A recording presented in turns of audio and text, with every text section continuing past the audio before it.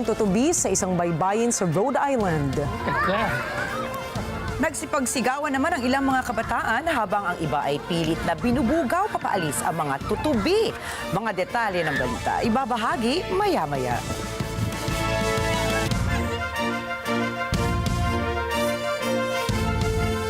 Magandang gabi. Ako po si Ricky Matay. Mata ko si Nina Richie Alagaw Flores. Ito ang mata ng Agila International. Para naman sa mga headlines ngayong Lunes ng gabi. 2025 proposed national budget nasa Kongreso na. Mayorya ng mga Pilipino pabor sa total ban ng Pogo hubs sa Pilipinas. Estados Unidos at Japan nagsagawa ng 2+2 security meeting sa Tokyo. Higit 4,000 katao lumikas dahil sa pinakamalaking wildfire sa California. At patuloy ang paglalagablab ng Olympic fever sa Paris, France.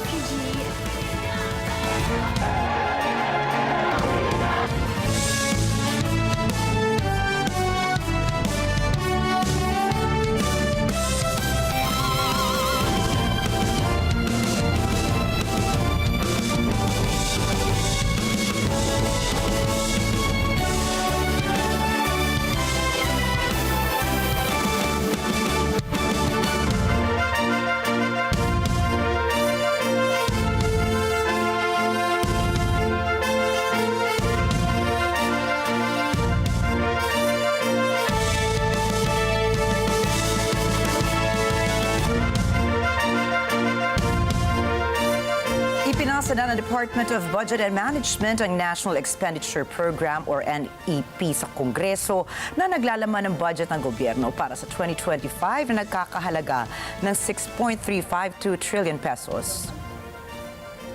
Formal na ipinasa ni Budget Secretary Amena Pangandaman ng NEP kay House Speaker Martin Romualdez sa isang seremonya sa House of Representatives. Ang iminungkahing budget para sa susunod na taon ay 10.1% na mas mataas mula sa 5.768 trillion na budget noong 2024. Nananatiling prioridad ang edukasyon na may alokasyon na 977.6 billion pesos. Kasunod ang public works na tatanggap ng malaking pondo na 900 billion pesos. May nakalaang 297.6 billion naman para sa health sector habang ang interior and local government ay bibigyan ng 278.4 billion. Sa pag-turnover ng NEP, maaari nang magsimula ang mga deliberasyon para sa iminungkahing pambansang budget para sa 2025 sa lower chamber of House.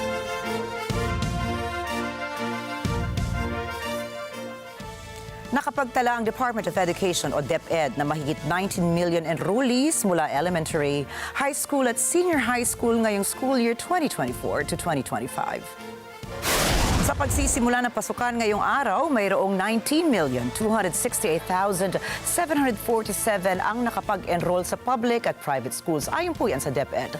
Kasama na rin dito ang mga nasa alternative learning systems at state universities and colleges. Sa naturang bilang 10,487,481 ang elementary students, 5,851,382 ang junior high school, habang 2,724,052 naman ang senior high school students. Tinukoy din po ng ahensya na karamihan sa mga nag-enroll ay mula sa Calabarzon na aabot sa 2.8 million. Sinundan ito ng Central Luzon na mayroong 2.19 million enrollees at National Capital Region na mayroong 2.068 million. Nag-ulat ang Department of Public Works and Highways o DPWH na higit sa 5,000 proyekto sa pagkontrol ng baha ang kasalukuyang itinatayo sa buong bansa. Ang mga proyektong ito ay hindi kasama sa 5,521 projects sa pagkontrol ng baha na natapos na mula Hulyo 2022 hanggang May 2024. Ayon kay DPWH Undersecretary Cathy Cabral, ang kamakailang malakas na pag-ulan na dulot ng Super Typhoon Karina at habagat ay hindi inaasahan. Ngunit binigyan diin niya na maaaring naranasan ng bansa ang mas malalang pagbaha kung wala ang mga proyekto sa pagkontrol ng baha ng gobyerno. Dagdag pa ni Cabral, ang sanhi ng pagbaha ay ang sobrang populasyon at hindi na kayang hawakan ng drainage system ang kapasidad nito.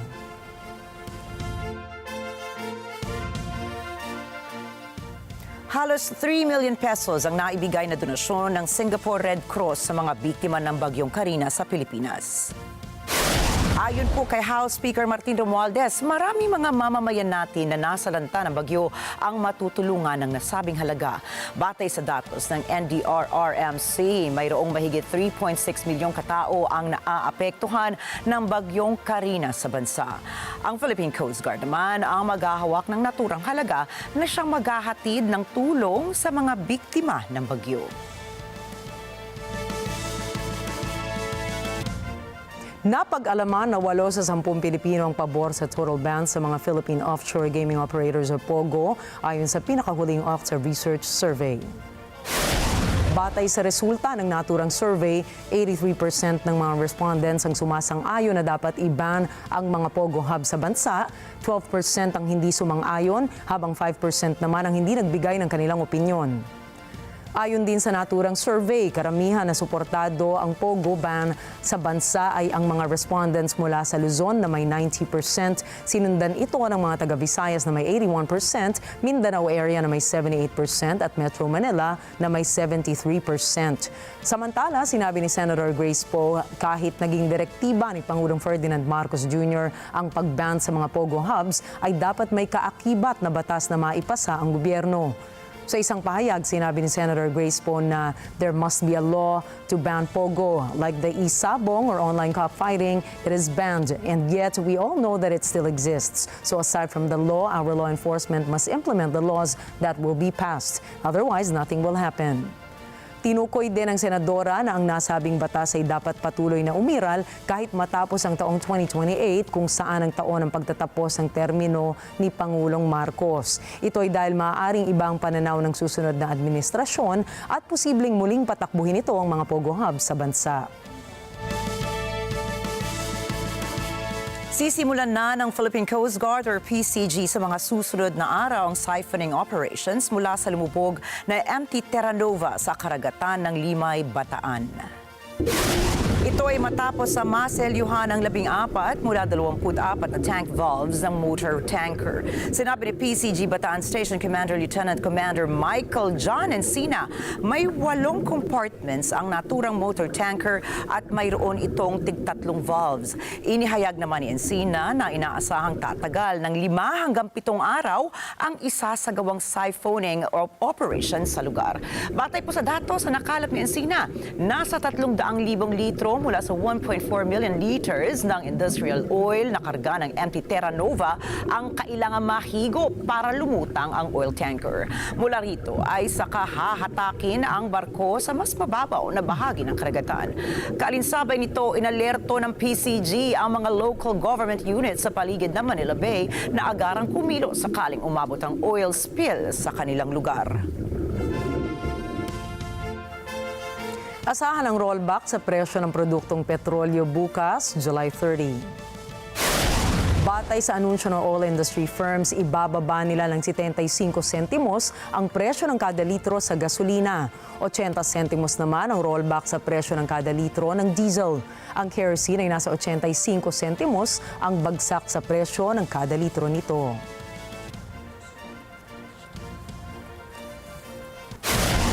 Susunod, 2+2 security talks isinagawa ng US at Japan.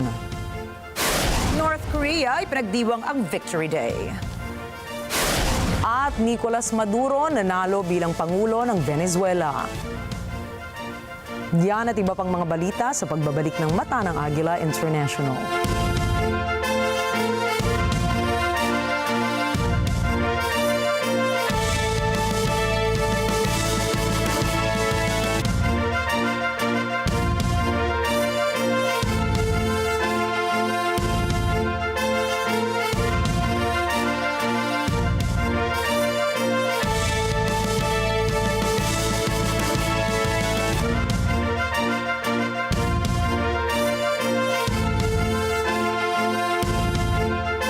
This portion is brought to you by 318 Automart. Choosing the kind of treatment that would work best is one of the hardest decisions to make. But one clinic has been instrumental in helping people manage a variety of health and wellness concerns. Paywa Medical Clinic Incorporated has been trusted by thousands of patients worldwide seeking holistic care. Our brand of service is empowered by a team of experts, traditional Chinese medicine practitioners, and Filipino doctors who bridge the Eastern and the Western medicine. We offer to our patient a patient-centered care that respects cultural background and beliefs. After the treatment, I don't feel that tired anymore. I feel some relief. May nagsabi sa akin na pagamot ka doon kay Dr. Lin sa Pewa Medical Clinic. Inamot niya ako. Binigyan niya ako ng Chinese herbal para inumin ko ng 3 buwan. Dito sa Pewa Medical Clinic, gumaling ako. Pasalamat ako sa kanya. Ngayon, wala na ako sakit.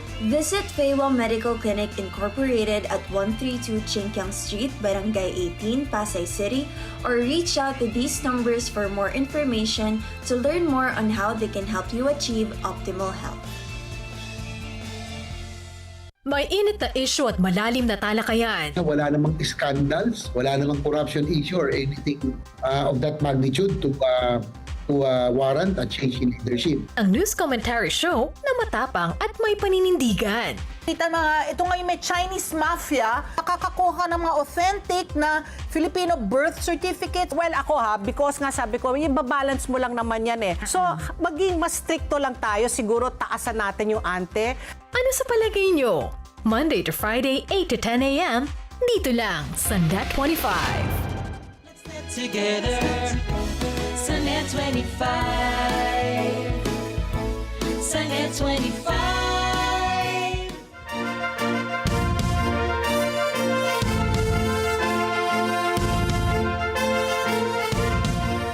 Nagsagawa ang Estados Unidos at Japan ang 2+2 security talks sa Tokyo. Pinangunahan ito ni U.S. Secretary of State Antony Blinken, Defense Secretary Lloyd Austin at ng kanilang Japanese counterparts na sina Foreign Minister Yoko Kamikawa and Defense Minister Minoru Kihara. Narito ang report ni Anna Cui.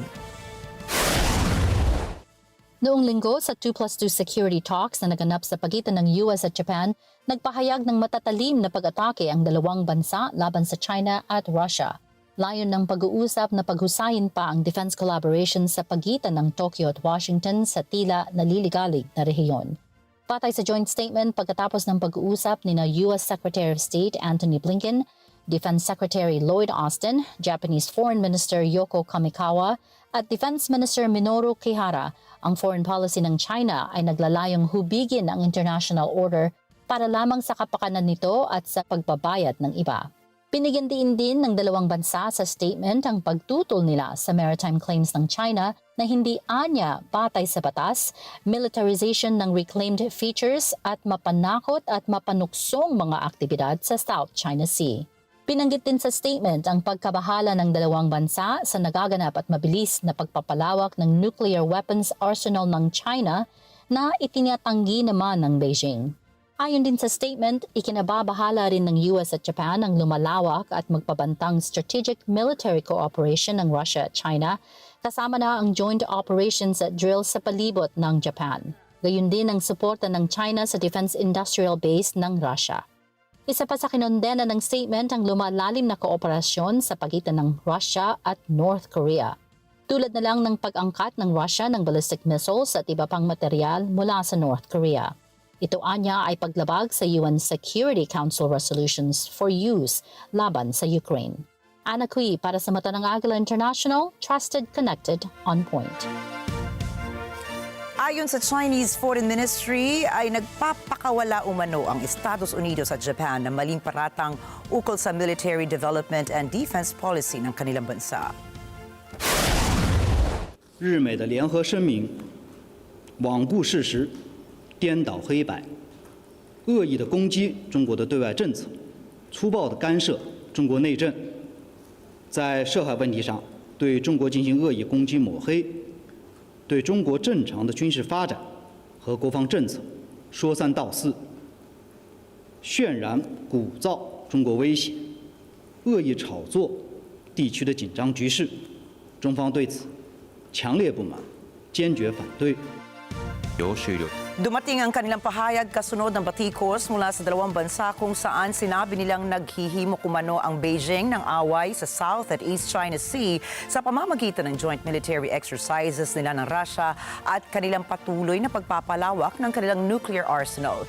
Nakasaad sa annual military report ng Washington na bilang pangalawang pinakamalaking ekonomiya ng bansa ay patuloy ang pagbili nito ng kanilang gamit pang militar, lalong-lalo na ang mga nuclear warheads. Ayon naman sa spokesperson ng Chinese Foreign Ministry na si Lin Jian, ay patuloy na tinatahak ng China ang landas papunta sa kapayapaan. Sa panig naman ng national defense ay defensive in nature ang kanilang posisyon. Dagdag pa nito na iginigiit ng China umano na tumitigil na ang US at Japan sa pakikialam sa internal affairs ng kanilang bansa. 我们强烈敦促日美谨言慎行，立即停止干涉中国内政，立即停止制造分裂对抗，立即停止挑动新冷战的企图，以实际行动促进本地区的战略稳定，不要成为搅乱亚太和平安宁的逆流祸根。 Nagdiwang ang mga North Koreans na ika-71 taon ng Victory Day o ang pagtatapos ng 3-year Korean War noong July 27, 1953. Nagsuot ng kanilang traditional Korean dresses at isinayaw ng mga kalalakihan ang mga kababaihan sa tinatawag na People's Paradise ni North Korean leader Kim Jong-un sa main square ng Pyongyang. Layo nito na maprotektahan ang ideolohiya at sistema ng Pyongyang sa mga susunod pang henerasyon. Pero sa kabila ng pirmadong armistice agreement para tapusin ang digmaan sa Korean Peninsula, hindi ipinagdiriwang ng South Korea ang July 27 bilang Victory Day. Iniulat ng South Korea na opisyal ng sinasanay ni North Korean leader Kim Jong-un ang kanyang panganay na anak na babae upang balang araw ay pumalit sa kanya. Ayon sa National Intelligence Service ng South Korea, si Kim Joo-ae ay sumasailalim na sa pagsasanay matapos na makita kasama ang kanyang ama sa iba't ibang pampublikong okasyon. Noong taong 2022, nagsimulang samahan ni Kim Jong-ae ang kanyang ama sa iba't ibang aktibidad, katulad ng pagbisita sa isa pang pabrika ng missiles at pagsalubong sa mga sundalo. Naniniwala ang mga analysts na ang kanyang mataas na profile sa publiko ay maaaring layuning patahimikin ang mga alitan sa loob ng Pyongyang. Si Kim Jong-un mismo ay nagmana ng kanyang posisyon bilang leader mula naman sa kanyang ama na si Kim Jong-il na anak naman ng tagapagtatag ng North Korea na si Kim Il-sung. Inanunsyo ng Bangladesh ang pagbalik ng mga serbisyong internet matapos ihinto ng mga estudyante ang mga protesta laban sa mga reforma sa job quotas. Kinumpirma ng Ministry of Foreign Affairs ng Bangladesh na ang koneksyon sa broadband at mobile internet ay naibalik na sa buong functionality. Idinagdag nila na tinitiyak ng gobyerno sa lahat ng international na kasosyo na ang kabuuang sitwasyon ay bumabalik na sa normal. Ang kaguluhan na nagsimula sa mga universidad noong nakaraang buwan ay lumawak sa buong bansa na nagdulot ng pagkamatay ng daan-daan at pagkasugat ng libo-libo. Naging marahas ang pagresponde ng seguridad na nagresulta sa curfew, pagpatrolya ng militar at pagsuspinde ng internet upang supilin ang karahasan.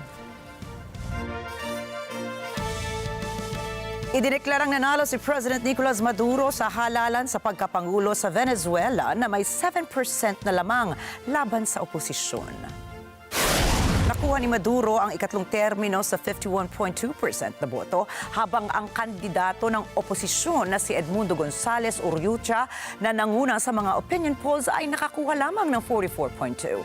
Ang Electoral Authority na kontrolado ng mga kaalyado ni Maduro ay hindi kaagad inilabas ang mga bilang mula sa bawat isa sa 30,000 polling stations sa buong bansa.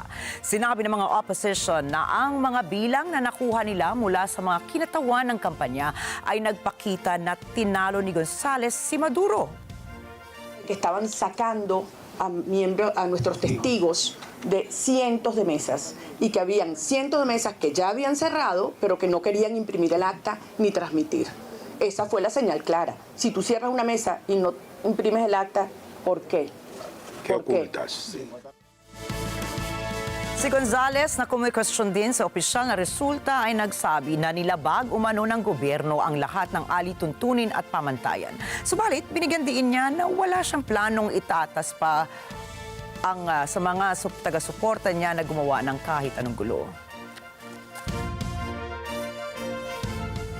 Sa kaugnay na balita, sinabi ni Secretary of State Antony Blinken na ang Estados Unidos ay may mga seryosong alalahanin tungkol sa inanunsyong resulta ng halalan sa pagkapangulo sa Venezuela. We've seen the announcement just a short while ago by the Venezuelan Electoral Commission. We have serious concerns that the result announced does not reflect the will or the votes of the Venezuelan people. Sinabi ni Secretary Blinken na nababahala ang Estados Unidos na ang resulta ay hindi sumasalamin sa kagustuhan o mga boto ng mga mamamayan ng Venezuela. Nanawagan siya sa mga opisyal ng halalan na ilathala ang buong resulta ng malinaw at sa lalong madaling panahon.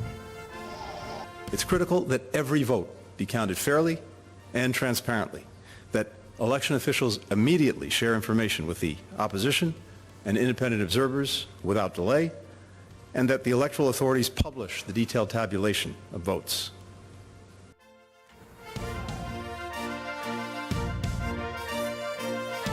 Isa sa mga plano ni Donald Trump para sa Estados Unidos sakaling siya ang tanghaling pangulo nito sa Nobyembre ay maging kabisera ng mundo ng cryptocurrency ang kanilang bansa. Narito po ang detalye mula kay May Fanway Zaragoza.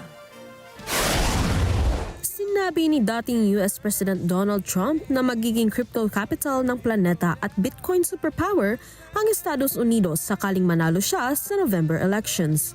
This afternoon, I'm laying out my plan to ensure that the United States will be the crypto capital of the planet and the Bitcoin superpower of the world, and we'll get it done.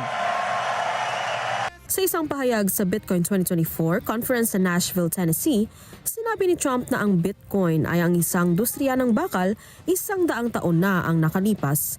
My sons, it's like incredible because they know so much about it. They're so aware of it, much more so than people that are a little bit older.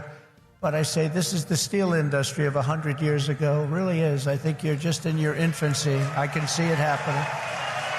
Ani Trump, dodoblehin ng kanyang administrasyon ang elektrisidad sa bansa. We need a lot of electricity. You know, AI needs to be really dominant, and China can do it much easier. We have environmental impact statements to do, but we're going to do things that nobody thought were possible. You need tremendous amounts of electricity. You need double the electricity of the entire electricity that we have right now in the United States to dominate. And we'll get that done. Inatake ng Republican presidential candidate ang kasalukuyang U.S. Securities and Exchange Commission chief. Anya, sa unang araw ng kanyang pagkapangulo, sisisantihin niya ito at mag-a-appoint agad ng kapalit. You will keep their hands off Bitcoin. They're going to keep their hands off crypto. They're going to let it grow. We're going to let it grow. On day one, I will fire Gary Gensler and appoint a new SEC chairman. May Fanway Zaragoza para sa Mata ng Agila International. Trusted, connected, on point. Noong Sabado, inamin ni US Vice President Kamala Harris na hindi madali ang kalabanin si Donald Trump sa pagkapangulo. Subalit sinabi nito na mangingibabaw ang kanyang kampanya sa mga kasinungalingan ni Trump. Narito ang report ni Bernhard Gonzaga. Sa isang fundraising event sa Massachusetts, inamin ni Vice President Kamala Harris na underdog sila sa laban kay Donald Trump. Subalit anya ang kanyang kampanya ay people-powered o pinalakas ng mga tao. Kung kaya't naniniwala siyang matutugis ng kanyang kampanya ang wild lies anya ni Trump. Ginagamit ng kampanya ni Harris ang terminong weird upang ilarawan ang mga agresibong rhetoric ni Trump. Let us be clear-eyed. We have a fight ahead of us. We got a fight ahead of us. And we are the underdogs in this race, okay? Level set. We're the underdogs in this race. But this is a people power campaign. And we have momentum. The day after I announced my candidacy, we saw the best 24 hours of grassroots fundraising in presidential campaign history. And And you may have noticed Donald Trump has been resorting to some wild lies about my record, and some of what he and his running mate are saying, well, it's just plain weird. Nagamit ng kampanya ni Harris ang terminong weird upang ilarawan ang mga agresibong rhetoric ni Trump. Kasama sa mga pag-atake ni Trump ang mga alegasyon na nais gawing legal ni Harris ang pagpatay sa mga bagong panganak na mga bata na pinabulaanan naman ng kampo ni Harris. Challenge ni Harris na dating former California prosecutor si Trump sa isang debate matapos sabihin ng kampo ng dating Pangulo na hindi nito itutuloy ang nakaschedule na face-off kay Biden sa 10 ng Setyembre. Ani Harris, inaasahan niyang magbagong isip ni Trump dahil marami anya silang pag-uusapan nito. Ayon sa kampo ni Harris, ang fundraising event na ito ay magneneto ng $1.4 million. Bernard Gonzaga, para sa Mata ng Agila International. Trusted, connected, on point. Sa kaugnay na balita, noong taong 2019, sinabi ni Kamala Harris na noon ay senador pa lamang ng California na nais niyang makuhang muli ang tiwala ng mga Amerikano. Jane Kathleen Gregorio para sa pagbabalik tanaw. Noong 2019, sinubukan ni Kamala Harris na tumakbo bilang Pangulo ng Estados Unidos sa ilalim ng Democratic Party. Dahil sa kakulangan noon ng pondo, napilitan itong itigil ang pagtakbo. At noong Marso 2020, ininderso nito si Joe Biden para sa partido. Noong Agosto ng taong ding yon, kinuha ni Biden si Harris bilang running mate sa ticket niya. Nanalo sila noong 2020 elections. Sa panahon ng kanyang kampanya noon, sinabi ni Harris na ang kanyang kampanya ay tungkol sa tao at ang pang-unawa sa kalagayan ng pamumuhay ng mga ito. The core of my campaign is the people. It's about the people.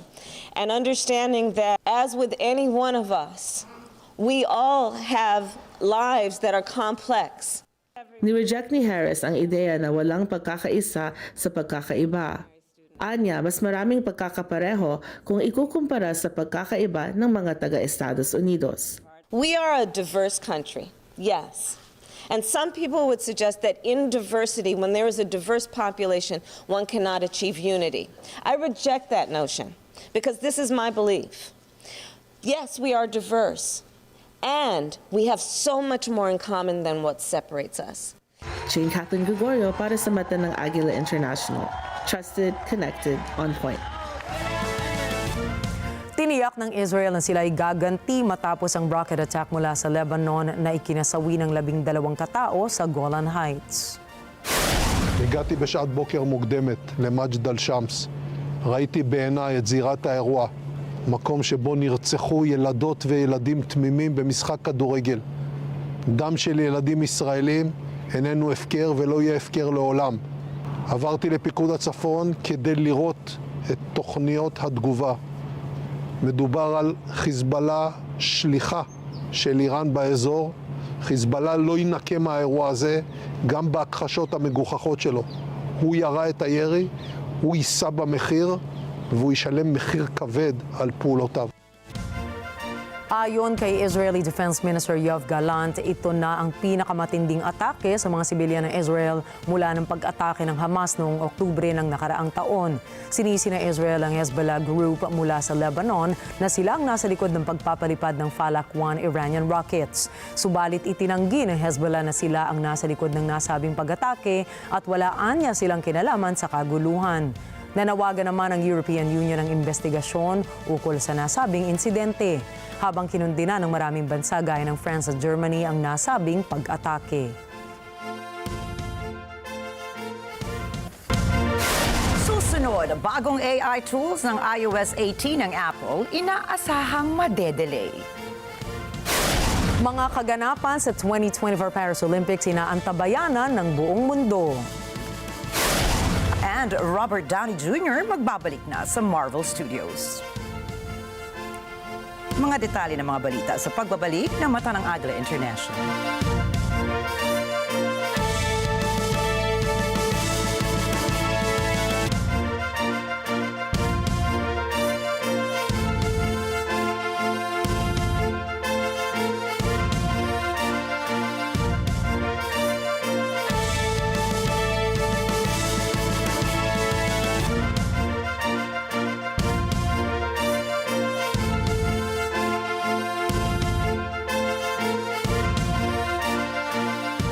This portion is brought to you by Robic Builders.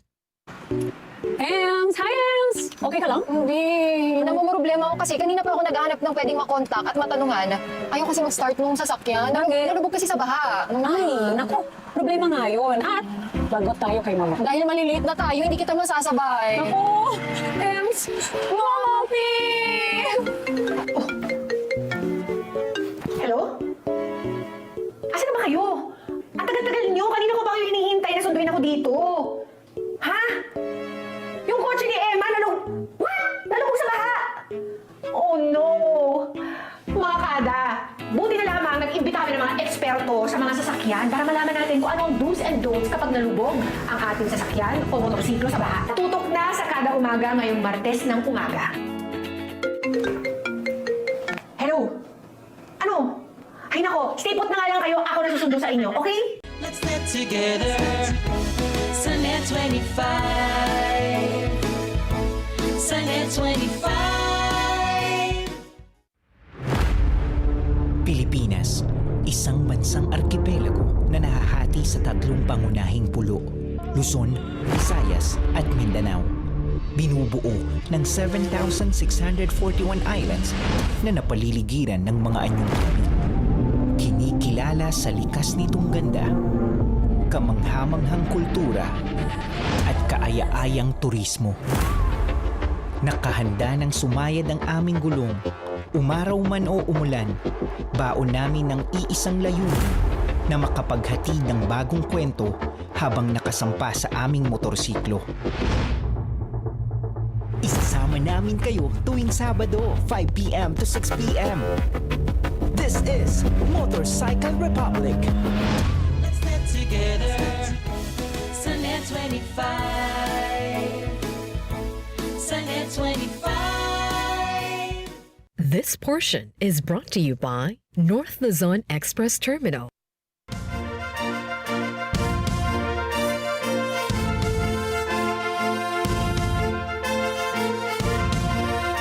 Tinatayang 10,000 at 500 atleta mula sa iba't ibang panig ng mundo ang nasa Paris, France ngayon para po sa Olympics 2024. Mahigit 4 na taon na pinaghahandaan ng mga atleta ang eksklusibo, kapanapanabik at pandaigdigang sports event na ito kung saan sila ay lalaban sa 32 sports categories at 339 na events. Ayon sa Paris Olympics officials ay gumugol sila ng mahigit sa $9.7 billion.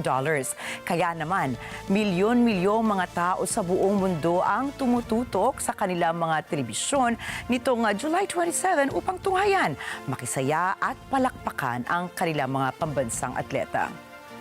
Hindi naman po nabigo ang mga nanood at manlalaro dahil ang prestigious opening ceremony ng Paris Olympics 2024 ay ginanap sa kahabaan ng Seine River. Isa-isang espesyal na ipinakilala ang mga atletang sakay ng mga bangka. Ang delegasyon ng Pilipinas ay all proud and all smiles habang kumakaway sa mga manonood. Ang mga boksingerong sina Nesty Petesio at Carlo Paalam ang nagsisilbing flag bearers ng Pilipinas. Kabilang din po sa Team Pilipinas sina pole vaulter EJ Obiena, Lauren Hoffman, John Cabang Tolentino, Golden Boy Carlos Yulo, Levi Jung Ruvivar, Alea Finnegan at Emma Malabuyo para sa athletics and gymnastics events. Sina Irene Ando, John Ceniza at Vanessa Sarno naman po ang pambato ng Pilipinas sa weightlifting. Si Joan Delgaco para naman po sa rowing. Kasama ni Petesio at Paalam sa boxing category sina Yumir Marshal, Hergy Bacyadan at Ira Villegas. Hindi rin po nagpahuli ang ating bansa dahil nandyan sina Harold Hatch at Kayla Sanchez para sa swimming events. Samantalang sina Dottie Ardina at Bianca Pagdanganan ang maglalaro para sa golf competition. Sina Sam Katantan at Kiyomi Watanabe ay nakasali naman po sa fencing at judo events. Itinaas ng Team Pilipinas ang ating bandila at masiglang iwinagayway ito sa pagbubukas ng Paris Olympics. Para kay Paris 2024 Committee President Tony Estangue, mahalaga ang opening ceremony para sa isang Olympic Games at sa mga atleta. Kaya kanilang pinili ang Seine River upang ipakita ang the best of France. On connaît l'importance de la cérémonie d'ouverture pour les Jeux Olympiques. C'est clé pour les athlètes, c'est clé pour le pays qui organise. C'est pour ça que depuis le début, on a été très ambitieux parce qu'on veut vraiment que cette cérémonie d'ouverture, elle incarne toute l'ambition de Paris 2024, des Jeux audacieux, atypiques, qui montrent le meilleur de la France. C'est pour ça qu'on a choisi pour la première fois un lieu inédit, qu'on a choisi un format aussi inédit avec un mélange du sport, du show, du spectacle pour célébrer la France et les athlètes et les artistes. Emosyonal din po para sa Enter Tower. Pinuri naman ng mga atleta si Celine dahil wala pa rin kupas ang maganda nitong tinig. Ang 2024 Olympics ay ang taong 1900 at 1924. Subalit, alam niyo po ba na historical moment din ito para sa ating bansa dahil 100 years ago ay sa Paris, France unang sumabak ang Pilipinas sa Olympics. Si David Nepomuceno ang unang Filipino Olympian at sumali siya sa 1924 Summer Olympics sa Paris sa 100-meter at 200-meter dashes. Hindi man siya na-qualify para sa quarterfinals, subalit ito na po ang naging hudyatang sunod-sunod na paglahok ng ating bansa sa Olympics. At para sa taong ito, umukit din po sa kasaysayan ng ating mga Filipina gymnasts. Nagtapos sa ika-26, 37 at 39 na pwesto sina Levi, Aliyah at Emma. Bagamat bigo ang tatlo na umabante sa medal round dahil top 8 lamang po ang kinukuha, ay silang tatlo naman ang naging unang pambato ng ating bansa para sa women's gymnastics sa quadrennial event sa loob ng 6 na dekada. Samantala po, pasok naman sa tatlong final events si Carlos Yulo. Nakakuha ng sapat na puntos ang ating Golden Boy para makalaban sa all-around finals ngayong Miyerkules, sa floor exercise ngayong Sabado at vault finals sa Linggo. Ayon sa mga sports critics, relax at very prepared si Carlos sa kanyang performance. Subalit, asahan na sa finals ay ibubuhos ito ang kanyang enerhiya at makakaya upang makuha ang mga gold medals para sa Pilipinas. Exceptional or natatanging gold medal po ng Paris Olympics dahil bawat medalya ay may bakal pala na kinuha pa mula sa Eiffel Tower. Bawat gold medal ay tumitimbang ng 529 grams at may 6 grams na gold plating. Sa kasalukuyan, may kabuang 12 atletang Pilipino ang isang gold medal, 5 silver medals at 8 bronze medals para sa Summer Olympics. Ito po ay sina Chofilo Ildefonso para sa swimming, Simeon Toribio, Miguel White para sa athletics, Jose Villanueva, Anthony Villanueva, Leopoldo Cervantes, Ruel Velasco, Onyok Velasco, Nesty Petesio, Carlo Paalam at Yumir Marshall para po sa boxing. Si Heidelin Diaz, syempre, siya pa lamang po sa ngayon ang Olympian para sa weightlifting. Madaragdagan nga kaya ang listahang ito? Naku, isa na nga po. Dahil bronze, silver, or gold man ang masungkit ng medalya ng ating mga pambansang atleta ay tiyak itong isang karangalan para sa Pilipinas. Sabay-sabay po nating suportahan ang first ever Filipino rower na si Joanny Delgaco para sa kanyang laban sa women's singles sculls quarterfinals na gaganapin po bukas ng hapon. Bukas ay lalaban din ang ating boxing team, samantalang si EJ Obiena naman ay nagpapakitang gilas sa pole vault sa darating na August 3. Para sa ilan ay simpleng international sports tournament lamang po ang Olympics. Subalit para sa nakararaming tao, hindi lamang ito isang global sports competition, kundi ito ay isang pagdiriwang na nagbubuklod-buklod sa buong mundo. Ano man ang lahi mo at kung saang bansa ka man naroroon. Magdamag na inapula ng mga bombero ang mabilis na pagkalat ng isang park fire sa California. Ayon sa mga otoridad, ito ang ikapitong pinakamalaking sunog na naitala sa kasaysayan ng California. Si Pearl Rogacion para sa detalye.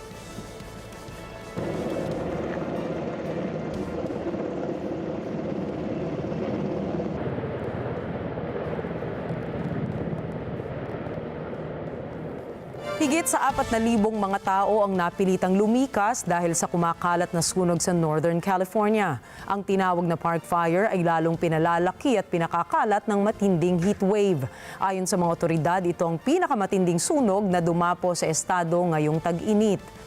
At sa kasalukuyan ay sumunog na ng may 240,000 acres o 97,000 hektarya ng lupain. Ayon kay Incident Commander Billy C., ang sunog ay kumakalat ng 4,000 to 5,000 acres kada oras. At sa kasalukuyan, ayon sa CAL FIRE, ang sunog anya ay 0% controlled sa kabila ng pakikipaglaban ng 1,700 firefighters. Dagdag ng mga otoridad, may higit 100 struktura na ang nasisira. Nagsimula ang sunog Miyerkules sa Chico at ilang oras lamang ay nakasira na nga malawak na lupain doon at sa Tehama County. At sa loob ng 2 oras, ang Park Fire ay sinabing ika-20 sa pinakamalalaking sunog sa California kung ibabase sa land area. Ayon sa pulisya, isang 42-year-old na lalaki ang dinetain nila dahil sa suspetsa na itong nagsimula ng sunog dahil sa pagtulak sa bangin ng isang nagliliyab na kotse. Ayon kay Butte County Prosecutor Mike Ramsey, ang lalaki ay si Ronnie Dean Stout II. Idedetene sa Stout ng walang piyansa hanggang humarap ito sa korte ngayong linggo.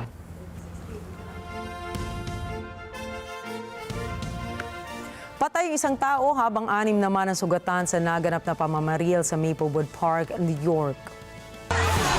Ayon sa mga otoridad ay agad silang rumesponde matapos makatanggap ng tawag ng pamamaril sa isang pagtitipon sa Maplewood Park dakong alas 6 ng hapon. Kasunod nito ang pagresponde ng iba't ibang ahensya ng kapulisan sa lugar gaya ng Irondequoit Police, Monroe County Sheriff's Office, Rochester Police at New York State Police. Kinilalang nasawi na nasa 20 taong gulang habang nasa kritikal namang kondisyon ang isang sugatan. Dagdag pa rito ay nagpapagaling naman ang 5 pang ibang sugatan na nagtamo rin ng pinsala sa nangyaring insidente. Samantala, iniimbestigahan na ng mga opisyal ang pagkakakilanlan ng sospek, pati na rin ang motibo nito sa likod ng pamamaril. Nagliparan ng libu-libong mga tutubi sa isang baybayin sa Rhode Island. Ayon sa mga nakasaksi, bigla na lamang nakarinig sila ng kakaibang tunog. Dito na pala dumaan ang sinasabing malaulap na grupo ng mga insekto. Nagsipagsigawan ang ilang mga bata habang ang iba ay pilit na binubugaw papaalis ang mga tutubi. Batay po sa lokal na ulat, nagtipon-tipon ang mga tutubi para gumawa ng isang swarm o grupo kapag dumating ang breeding month nila tuwing summer. Maaari ding isang dahilan nito ay kapag nabubugaw sila ng weather disturbance or human activities. Paliwanag ng mga eksperto, kalimitan ang pagkain ng mga tutubi ay lamok o kaya ay maliliit na gamo-gamo. Hindi naman isang banta ang mga insektong ito sa mga tao.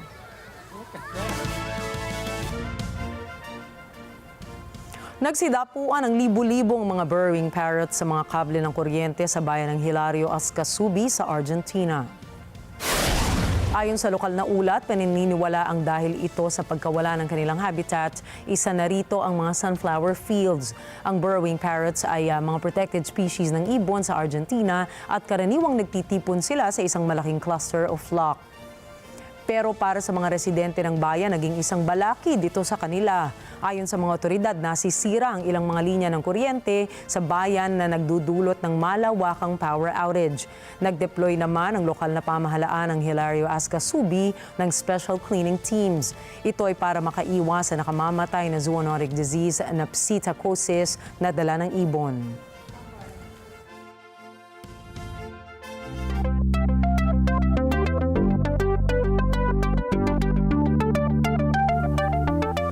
Sa tulong ng makabagong teknolohiya ay pwede na mag-opera ang isang doktor remotely. Ayon po sa ulat ng Chinese state media na Xinhua, gamit ang 5G robotic surgery technology, nakapagsagawa ng successful urologic surgery ang isang doktor na nasa Guangzhou, China sa isang ospital sa Xinjiang. Kung tatanghayin, ang doktor na nag-oopera ay nasa layong higit 5,000 kilometers. Kita po sa video na mano-mano ang operasyon ng doktor gamit ang maliliksing robotic arms ng may pag-iingat. Hindi ito ang unang operasyong ginamit ang 5G technology para makapagsagawa ng surgery. Taong 2019, nang naging matagumpay ang isang brain tumor surgery kung saan ang doktor na nag-opera sa pasyente ay nasa layong 3,000 kilometers. Inaasahang madedelay ang release sa bagong artificial intelligence o AI tool sa iOS 18 ng Apple ayon sa isang report. Batay sa ulat ng Bloomberg, plano ng Apple na i-launch ang naturang feature sa software sa buwan ng Oktubre. Una nang inanunsyo ng kumpanya na ilalabas nitong iOS 18 at iPad OS 18 sa Setyembre. Ayon sa inisyal na plano, inaasahang ilulunsad ng Apple ang bago nitong feature ngayong linggo, pero inihayag ng mga software developers na bibigyan nila ng tuon muna ang pagsasagawa ng beta testing sa nasabing operating system bago ito ilabas. Nitong June, sinabi ng Apple sa taunang Worldwide Developers Conference ito na kaya ng Apple Intelligence na mas paigtingin ang kapabilidad ng iPhones at iPads nito. Kasama rito ang pagpapalakas ng benta ng kumpanya sa mga device nito. Pinaniniwalaang ang naging delay sa Apple Intelligence update ay dahil na rin sa technology regulations ng European Union para masiguro na gumagana ang lahat ng rival products at services ng Apple sa mismo nitong device.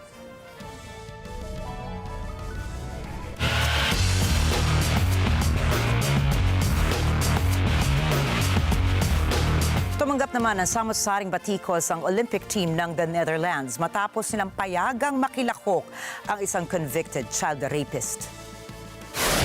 Kinantsawan at pinaulanan ng batiko si Steve Van de Velde kasunod ng kanyang Paris 2024 beach volleyball debut dahil sa kanyang criminal record. Nahaharap po si Van de Velde ng hanggang 4 na pagkakakulong na taon matapos malaman na siya ay nanghalay umano ng menor de edad noong siya ay 19 years old pa lamang noong taong 2016. Matapos naman ng 13 months ay pinakawalan na ang atleta kung saan binabaan ang kanyang krimen sa committing indecent acts lamang. Magmula noon ay nagpatuloy ang atleta sa paglalaro ng beach volleyball. Nagtamo naman ng halo-halong reaksyon mula sa mga manonood ang pagpapayag ng the Netherlands na maglaro ang nasabing atleta. Agad na humingi ng tawad ang International Olympics Committee matapos magkamali sa pagpapakilala sa mga atleta ng South Korea bilang mga taga-North Korea sa opening ceremony sa Paris. République populaire démocratique de Corée. Democratic People's Republic of Korea. Si Olympic Committee President Thomas Bach. Ang South Korea o tinatawag ding Republic of Team nito ngayong taon na sasabak sa 21 sports competitions. Habang ang North Korea naman ay nagpadala ng 16 athletes, ito ang unang pagkakataon na sasabak muli sa torneo kung saan pinakahuli ay noong 2016 pa sa Summer Olympics sa Rio de Janeiro. Hinahangaan po ngayon ang performance si Simon Biles. Ito ay matapos ang ipinakita niyang orihinal na galaw para sa uneven bars ng Paris Olympics. Kailangan naman niyang magawa ang bagong galaw ng walang major fault sa lahat ng levels na Samantala, usapang Olympic favorites naman tayo. Laking tuwa ng mga manonood sa Philippe Chartier Court kung saan natalo ni Rafael Nadal si Martin Fucsovics. Tinalo ng King of Clay ang manlalaro ng Hungary sa 3 sets, 6-1, 4-6, 6-4 sa sinasabi niyang home court kung saan 14 na beses na siyang nakalaro dito para sa Roland Garros Championship matches.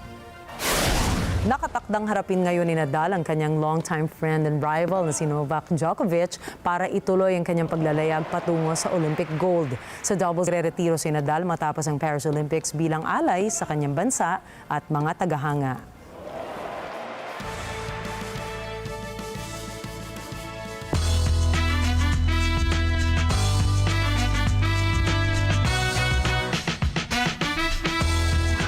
Nagbabalik muli sa Marvel ang Oscar Award-winning actor na si Robert Downey Jr. bilang Dr. Doom sa Avengers Doomsday na nakatakdang ipalabas sa 2026. Ikinatuwa ng mga fans nang i-anunsyo sa Comic-Con presentation na magbabalik si Downey sa Marvel na nakilala sa tanyag nitong karakter na Iron Man. Kasunod nito ang paglabas niya sa stage habang suot ang isang green na kapa at iconic mask ni Dr. Doom.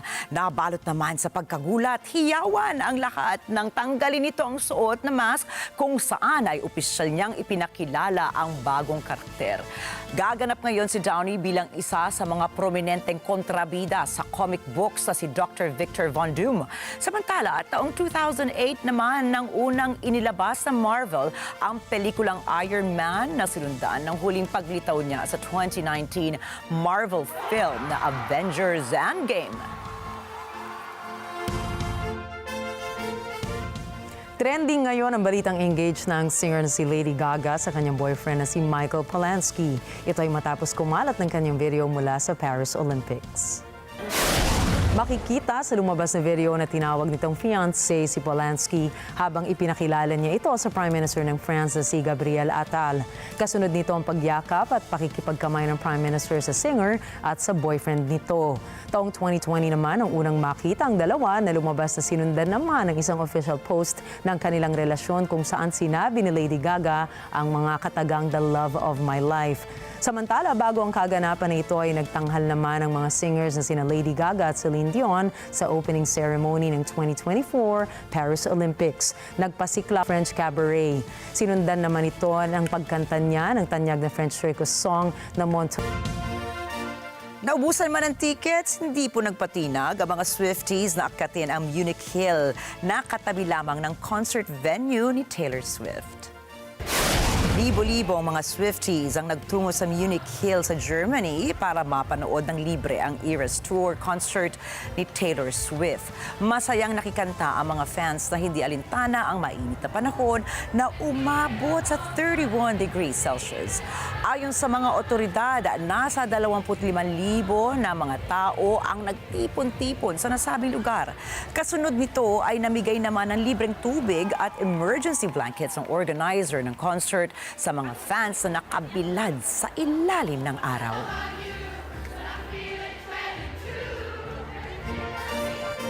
Kabilang na ngayon sa listahan ng UNESCO World Heritage Sites ang historic First Highway na matatagpuan sa Rome.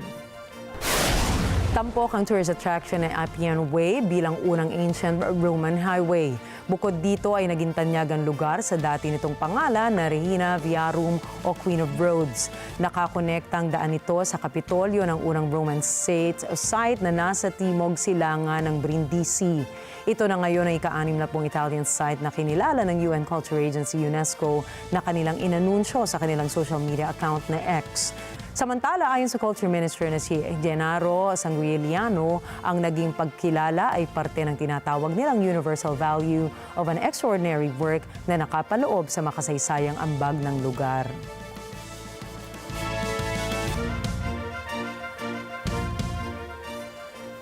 Samut-sari, no? Hindi yung Paris Olympics, samut-sari yung mga kaganapan, di ba? May maganda, may hindi. Oo, ang dami nga mga batikos kung tutuusin, di ba? Pero I'm sure the organizers talaga, binigay din nila yung puso nila para naman sino ba naman gusto mag-fail, lalo na at nakatutok sa kanila ang buong mundo.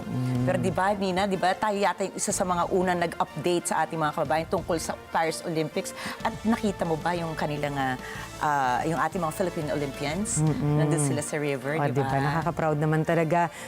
Kundangan nga lang, nakakalungkot, kasi it happened at a time na maulan at syempre medyo hindi nakisama yung panahon. At marami rin kasing first attempts, gaya ng hindi gawin sa loob ang opening ceremony. Medyo, I'm not sure that is a wise plan na obviously hindi nga masyadong nag-pan out, Pero siguro matututo sila mula dyan at next time around, magiging better na yung planning niyan. I'm so excited for our Filipino Olympians. Di ba? Tuloy pa rin naman yung excitement natin dyan. Kanina nang nasa explainer tayo at inisa-isa natin sila, talagang tumataas yung aking dahil talagang nakaka-proud. Tapos ito nga, isa sa mga naging viral sa mga reels, yung habang nasa River Seine yung mga athletes, mayroong isang watawat ng Pilipinas na umawagayway mula sa isa pong apartment. So, ibig sabihin talaga, yung mga Pilipino nakatira doon, nagsama-sama talaga. Tama. At nakaka-proud may Pilipino nakatira by the River Seine. Ay, tsaka alam mo naman tayo, laging merong representasyon ng mga Pilipino kahit saan sa mundo. Alam mo yan, di ba? It's as if strategically located ang mga Pinoy para laging may suporta saan man tayo yung lugar sa mundo. Ayun. So, of course, we will be continue to be rooting for Filipino artists. At ayan, alam ko, isa rin ito sa mahilig sa Olympics dahil narito na. Ano kaya ang dala niyang balita na naman para sa Paris Olympics, Nandito na po si Miss Alma, subalit tandaan, kami po ni Nina ay narito lamang para maghatid ng balita sa amang dako ng mundo. Muli, ako po si Ricky Matay. At ako naman si Nina Richie Alago Flores. Ito ang mata ng Agila International. Para sa mga balitang nangyari sa iba't ibang panig ng mundo, punta naman tayo kay Alma Angeles para sa Net 25 World News. Take it away, Alma.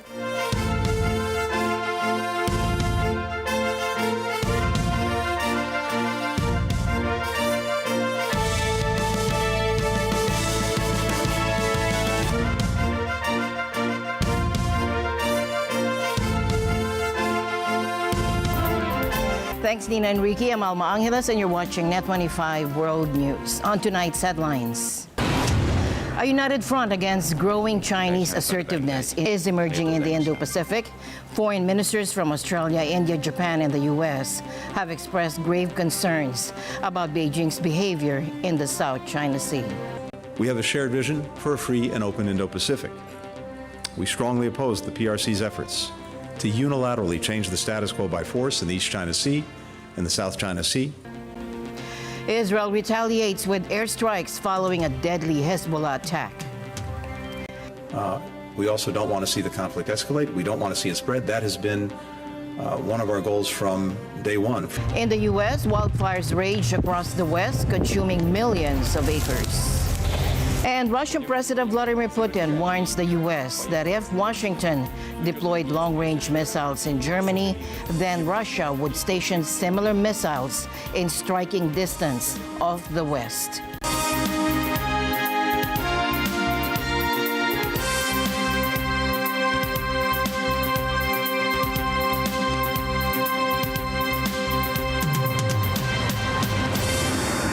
The Quad nations of Australia, India, Japan, and the U.S. have issued a stern warning over escalating tensions in the South China Sea. Foreign ministers from the four countries met in Tokyo today and expressed serious concern about intimidating and dangerous maneuvers in the disputed waterway. The joint statement follows recent security talks between the U.S. and Japan, where the two allies labeled China the greatest strategic challenge facing the nation. Take a look.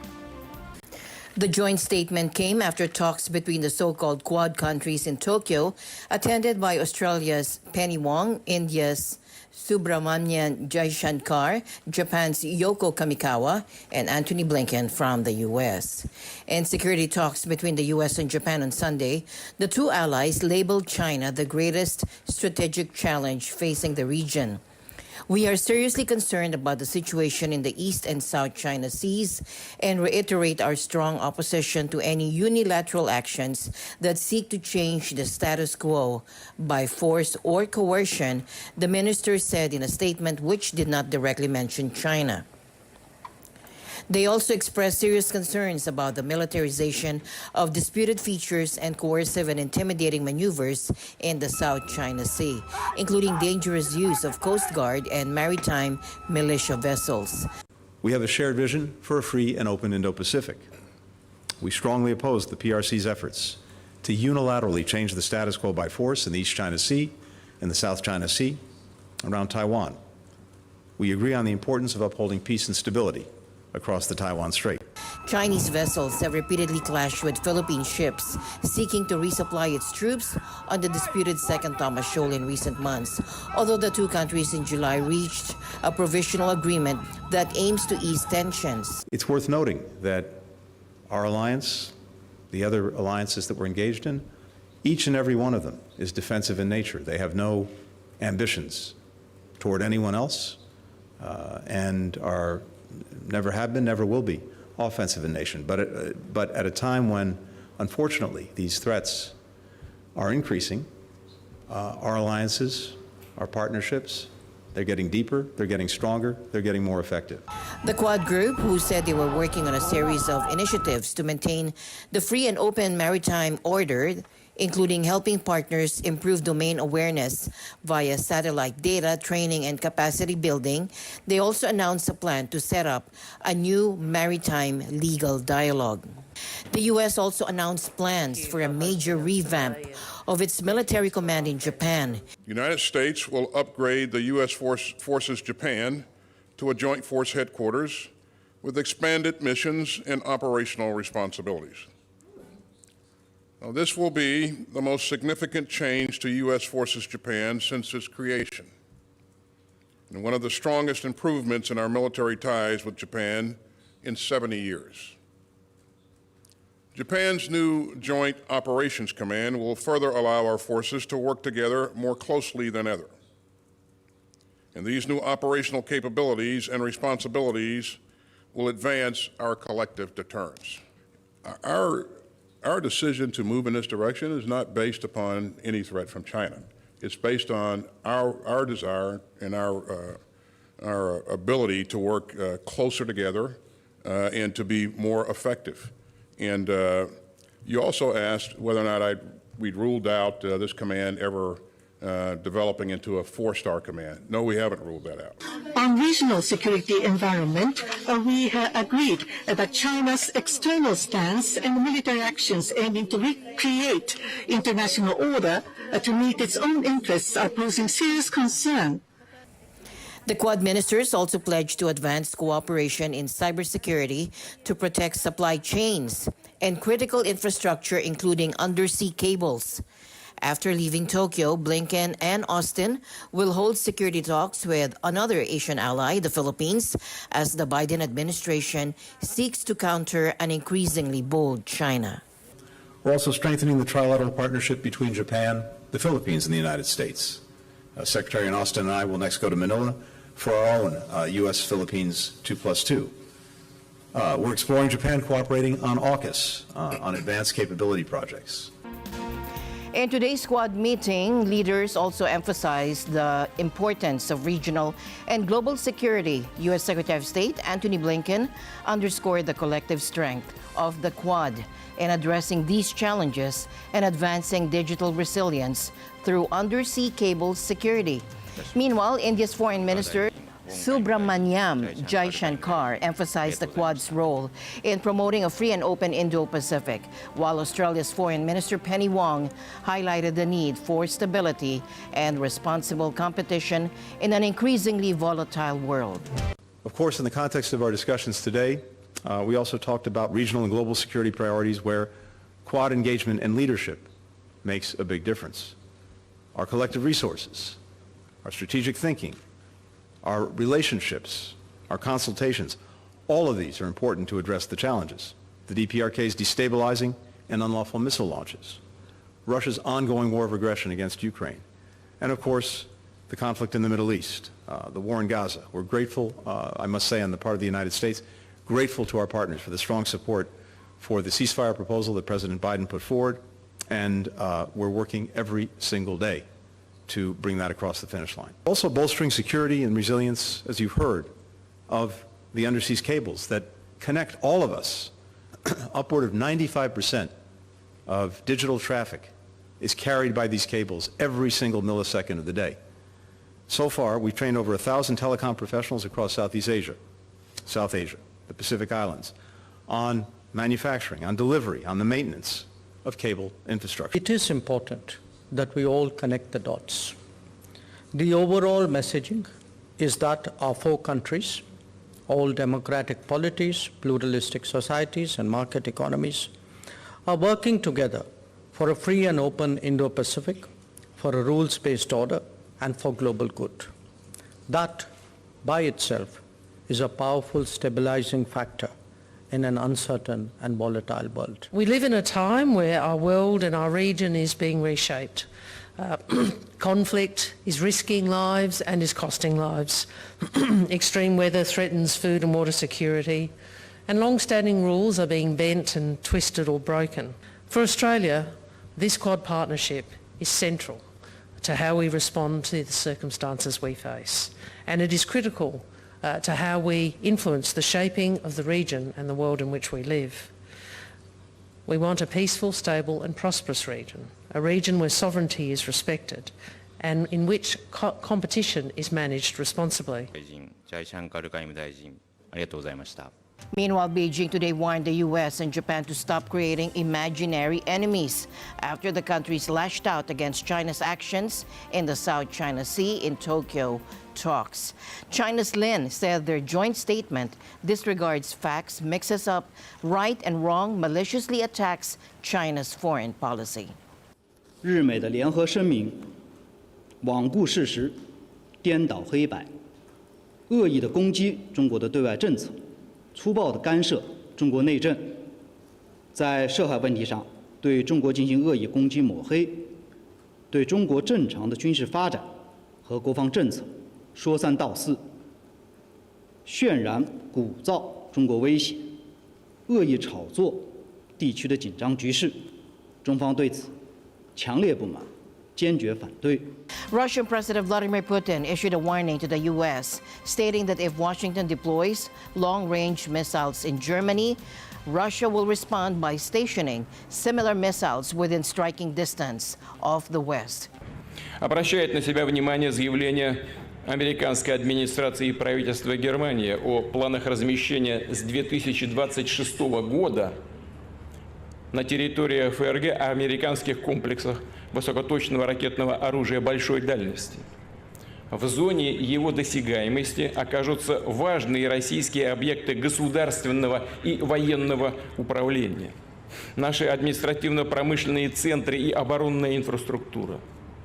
А полетное время к целям на нашей территории таких ракет, которые в перспективе могут быть оснащены и ядерными боеголовками, составит порядка 10 минут. On July 10, the U.S. announced plans to begin deploying long-range missiles in Germany starting in 2026, including SM-6 Tomahawk cruise missiles and developmental hypersonic weapons. During a speech to sailors from Russia, China, Algeria, and India in St. Petersburg to commemorate Russian Navy Day, Putin cautioned that the U.S. move could provoke a Cold War-style missile crisis. Такая ситуация напоминает события времен Холодной войны, связанные с размещением в Европе американских першингов, ракет средней дальности. В случае реализации Соединенными Штатами Америки подобных планов будем считать себя свободными от ранее взятого на себя одностороннего моратория на развертывание ударных средств средней и меньшей дальности, включая повышение возможностей береговых войск нашего военно-морского флота. Сегодня разработка ряда таких систем находится у нас на завершающей стадии. Будем принимать зеркальные меры по их развертыванию с учетом действий США и их сателлитов в Европе и в других регионах мира. Russia and U.S. diplomats say their diplomatic relations are worse even than during the 1962 Cuban Missile Crisis. And both Moscow and Washington have urged de-escalation while both have made steps towards escalation. Putin said that the U.S. was stoking tensions and had transferred Typhoon missile systems to Denmark and the Philippines, and compared the U.S. plans to the NATO decision to deploy Pershing II launchers in Western Europe in 1979. The Soviet leadership, including General Secretary Yuri Andropov, feared Pershing II deployments were part of an elaborate U.S.-led plan to decapitate the Soviet Union by taking out its political and military leadership. In other news tonight, Bulacan fishermen are on the brink of disaster as oil from a sunken tanker contaminates their once pristine waters. The looming environmental catastrophe threatens to wipe out their livelihoods, leaving hundreds of families struggling to survive. Pilo Loreto, a seasoned fisherman of 60 years, expressed his despair. Sana po, yung problema po sa dagat, yung langis na kumalat po nito, sana masolusyon ng agad ng gobyerno natin. Malaking kawalan po sa magdaragat yan. Kinakabahan kami sa aming hanap buhay kasi baka mamatay. Ganun. Yung bangus naming inalagaan. The source of the crisis is the MT Terra Nova, a marine tanker carrying a staggering 1.5 million liters of industrial fuel. The vessel capsized last Thursday in the treacherous waters of Bataan, claiming the life of one crew member. Authorities are investigating whether the sinking is linked to Typhoon Gaime or Karina, which recently battered the capital region. The new oil spill is a chilling echo of the Princess Empress disaster, which unfolded just over a year ago, and that tanker carrying 800,000 liters of fuel inflicted widespread devastation on coastal communities, taking months to clean up. With another oil spill unfolding, the nation is once again grappling with the urgent need for stronger maritime safety measures and a robust response plan to protect its fragile marine ecosystem and the livelihoods of those who depend on it. Simulan na natin because kahit anong mangyari, mangangailangan talaga tayo ng mga booms. Let's already be prepared already for the time that we will have to deploy them. Actually, we should be deploying them already. Moment ma-ascertain nila yung appropriate approach. The salvor said that they can finish it in 1 or 2 weeks. But we are doing everything. No? We applied oil dispersants. May mga oil spill booms din tayo sa coastal areas. Not all, kaya kailangan natin ng mga augmentation ng indigenous oil spill booms. The death toll from a rain-triggered landslide in central China's Hunan province has risen to 15, according to the Provincial Emergency Command Center. The landslide hit Yuelin village in the city of Hengyang at around 8 a.m. Sunday, washing away part of a residential house. 15 people were dead, 6 others injured, and the injured have been taken to hospital for treatment. Over 300 rescuers have been dispatched, and rescue efforts have concluded. China has suffered a summer of extreme weather, with flash floods in the north and southwest killing at least 20 people this month. A highway in southern China collapsed in May after days of rain, killing 48 people.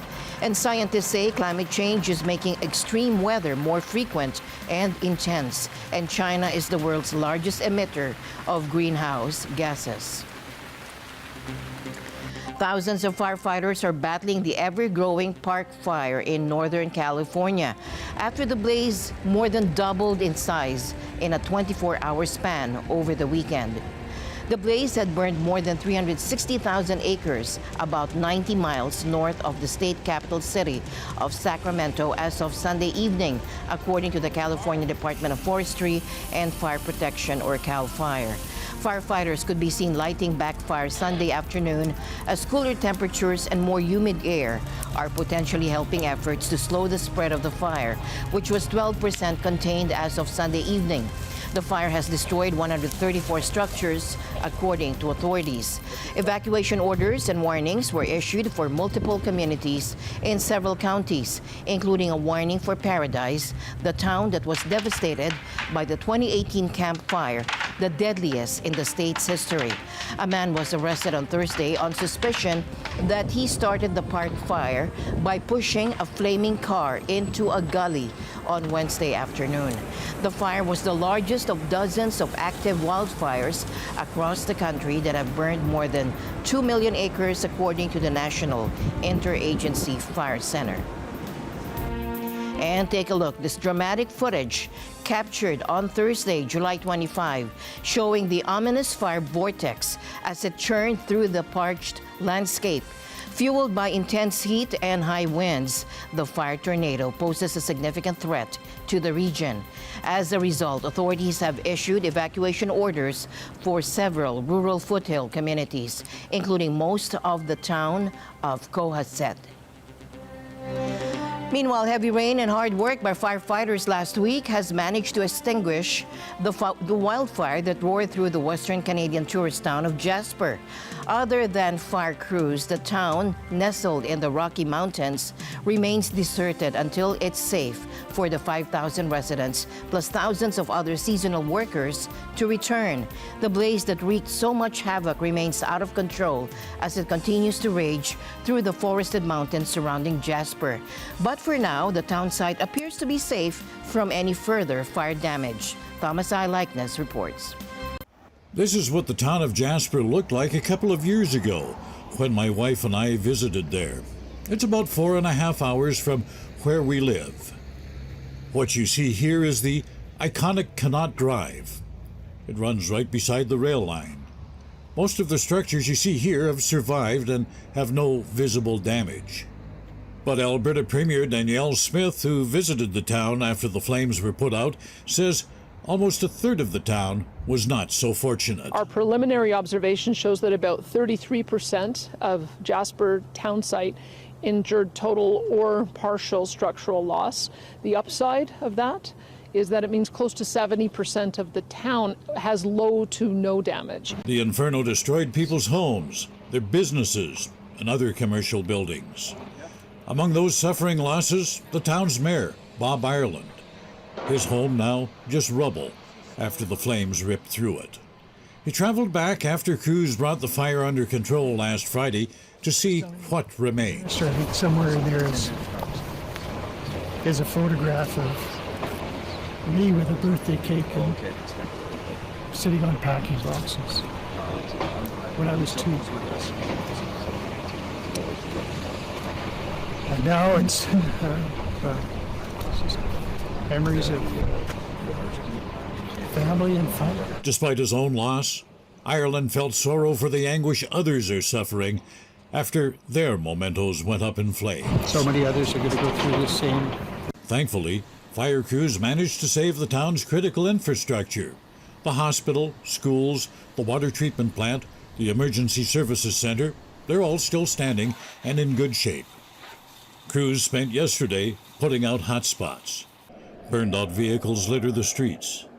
Buildings destroyed or hollowed out by the flames are a contrast to this once picturesque community. Along with the destroyed businesses, jobs went up in flames. Jasper relies on the tourist trade, and it will be a while, maybe quite a while, before the community is ready to receive visitors. Right now, it's even unclear when people who lived there will be allowed to return so they can assess the damage and decide their next step. Many say they're ready to go back and rebuild. Rebuilding the bricks and mortar? Well, that'll be the easy part. But what about the community? The spirit of Jasper? Will enough people return and stay to ensure the sense of community, the character that the town of Jasper had, will rise from the ashes? Thomas I. Likeness, Net 25 World News. Israel aims to strike Hezbollah without escalating to all-out war. 2 Israeli officials stated today as Lebanon braces for retaliation after a rocket strike killed 12 children and teens in the Israeli-occupied Golan Heights. Israel is preparing for a few days of conflict following the rocket attack on a Druze village sports field, according to 2 other officials, including a senior defense official and a diplomatic source who spoke anonymously. The estimation is that the response will not lead to an all-out war, according to the diplomatic source. Israel and the U.S. blame Hezbollah for the strike, though Hezbollah denies involvement. Concerns are growing that the cross-border hostilities could escalate into a wider conflict. And again, I emphasize its right to defend its citizens and our determination to make sure that they're able to do that. But we also don't want to see the conflict escalate. We don't want to see it spread. That has been one of our goals from day one, from October 7th on. Israel's Security Cabinet has authorized Prime Minister Benjamin Netanyahu and Defense Minister Yoav Gallant to decide the manner and timing of the response, with options ranging from limited attacks on infrastructure to targeting Hezbollah weapons depots or commanders. Tensions between Israel and Hezbollah are at their highest since their 2006 war, exacerbated by the ongoing Gaza conflict. In other breaking news, Venezuelan President Nicolas Maduro has secured a 3rd term with 51% of the vote, according to the country's electoral authority. Addressing supporters at the presidential palace, Maduro hailed his re-election as a triumph of peace and stability and announced plans for a great national dialogue. Y va a haber paz, estabilidad y justicia después del 28 de julio a partir de hoy. Y cuando hubo el debate que Donald Trump denunció que le robaron las elecciones, nosotros nos metimos en eso. Dijimos que hagan esto, que hagan aquello. Ese es un rollo de ellos, un asunto interno de Estados Unidos que resolverá. Así que eso es lo que pido como presidente de la República Bolivariana de Venezuela. Respeto a la Constitución, a los poderes públicos y a la vida soberana de Venezuela. However, U.S. Secretary of State Antony Blinken expressed serious concerns, claiming the results do not reflect the will of the Venezuelan people and urging the release of a detailed vote account. Exit polls by Edison Research and local firm Meganalysis had predicted opposition candidate Gonzalez winning with about 65% of the vote. Ya estamos preparados para defender hasta el último voto que se entregue hoy. Tenemos testigos en todas y cada una de las mesas y de los centros de votación. The National Electoral Council President Elvis Amoroso reported that 80% of ballot boxes had been counted, attributing delays to an aggression against the electoral data transmission system. We've seen the announcement just a short while ago by the Venezuelan Electoral Commission. We have serious concerns that the result announced does not reflect the will or the votes of the Venezuelan people. It's critical that every vote be counted fairly and transparently, that election officials immediately share information with the opposition and independent observers without delay, and that the electoral authorities publish the detailed tabulation of votes. The international community is watching this very closely and will respond accordingly. Voter turnout was reported at 59%. Opposition leader Maria Corina Machado called on the military to uphold the true results, stating that the opposition has copies of 30% of voting records. Despite this, Venezuela's military has historically supported Maduro, with no signs of dissent among its leaders. Confiamos en que la Fuerza Armada hará respetar la decisión de nuestro pueblo. Vamos a cambiar el odio por amor.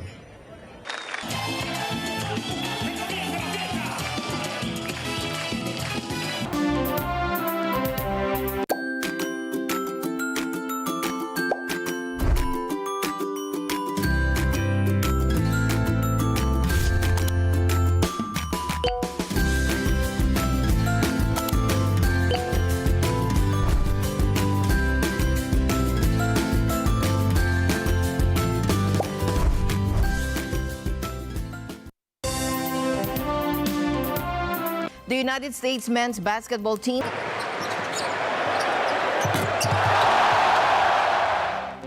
And with that, we end tonight's broadcast. For everyone here on Net 25 World News, I'm Alma Angeles. Thank you for joining us. Good night.